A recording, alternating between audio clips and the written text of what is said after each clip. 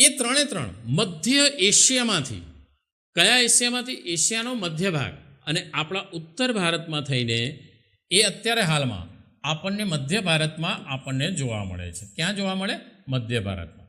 તો આ જે મધ્ય એશિયામાંથી આવીને તેઓ મધ્ય ભારતમાં આવીને વસ્યા. તેથી તેને આપણે અલ્પાઇન, ડિનારિક અને આર્મોનોઇડ, ત્રણ વ્યક્તિના નામ સાંભળી લો, અલ્પાઇન, ડિનારિક અને આર્મોનોઇડ. આ ત્રણે ત્રણમાંથી જ મિત્રો આપણે જો જોઈ શકો છો, ગુજરાત આવી ગયું, અહીંયા મહારાષ્ટ્ર, અહીંયા પશ્ચિમ બંગાળ, ઓરિસ્સા, આ બધા જ રાજ્યોના લક્ષણોમાં મિત્રો એ આ ત્રણે ત્રણ પ્રજાના લક્ષણો છે. એનો અર્થ મિત્રો આપણે ગુજરાતી છીએ ને, તો આપણે હવે ક્યાંથી આવ્યા?